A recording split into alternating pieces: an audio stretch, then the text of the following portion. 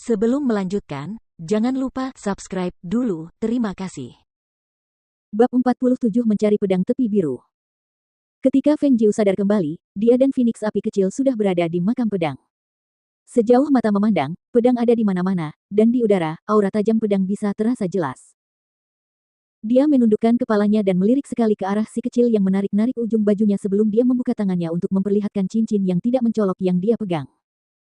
Dia menggigit jarinya dengan keras dan meneteskan darahnya ke sana dan dia melihat cincin yang sangat ternoda itu bersinar terang dan tiba-tiba menjadi seperti baru, tetapi tetap tidak mencolok seperti sebelum pembaruan. Dia menempelkan jari itu ke jarinya sendiri dan jari itu otomatis menyesuaikan diri dengannya. Dia menuangkan kesadarannya ke dalam cincin itu dan seperti yang dikatakan gurunya, ada ruang di dalamnya yang berisi setumpuk buku keterampilan dan harta karun. Dia menyelidiki lebih dalam ke dalam ruang itu dan dia mendapati dirinya tiba-tiba terpental keluar dari ruang itu. Dia mengumpulkan kembali kesadarannya dan tidak kembali ke dalam ring, tetapi menatap tumpukan pedang di depannya dan mendesah, aku harus menemukan pedang tepi biru dari sekian banyak pedang di sini. Sepertinya itu tidak akan menjadi tugas yang mudah. Bahkan jika kau tidak dapat menemukan pedang tepi biru, kau masih dapat menemukan yang lain. Ada cukup banyak pedang bagus di makam pedang. Phoenix api kecil itu membalas pernyataannya secara refleks dan begitu mengucapkan kata-kata itu, tiba-tiba ia tampak teringat sesuatu dan menatapnya dengan bangga sambil berkata, jangan terlalu memikirkannya. Diriku yang terhormat tidak terlalu peduli dengan urusanmu. Aku tahu, aku tahu. Feng Jiu berkata sambil tertawa, dan memegang tangan kecil berdaging itu di tangannya sebelum melangkah lebih jauh ke tempat itu, ayo pergi. Karena kita sudah di sini, mari kita berkeliling sebentar.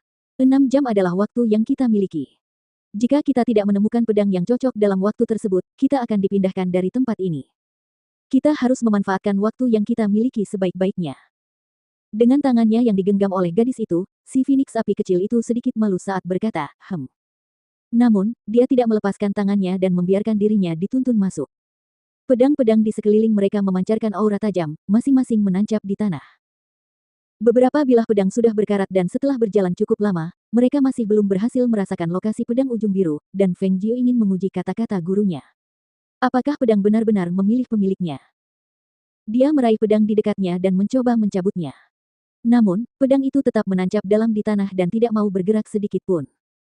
Ketika dia ingin mengerahkan lebih banyak kekuatan untuk mencoba lagi, dia tiba-tiba merasakan aura dingin meledak dari pedang itu sendiri dan dia segera menarik tangannya. Hehe, sungguh menakjubkan. Feng Jiu berkata dengan takjub, matanya berbinar penuh minat. Apa yang begitu menakjubkan tentang hal itu? Pedang-pedang di makam pedang selalu melakukan hal itu. Phoenix api kecil berkata dengan nada meremehkan, mengangkat kepala mungilnya untuk menatap wanita bodoh yang bertingkah seperti orang biasa dan melanjutkan dengan cemberut di wajahnya, apakah kamu benar-benar akan mencari semuanya? Mendengar itu, Feng Jiu terkejut sejenak dan bertanya, kalau tidak, lalu? Ekspresi wajah si Phoenix api kecil menunjukkan bahwa dia mengharapkan hal itu dan matanya dipenuhi dengan penghinaan saat dia menatapnya dan berkata, kamu benar-benar bodoh. Meskipun telah dibenci sepenuhnya, Feng Jiu tetap tidak berdaya. Siapa yang memintanya untuk tidak tahu tentang semua ini? Bukankah lelaki itu meninggalkan sedikit jejak esensi darahnya padamu?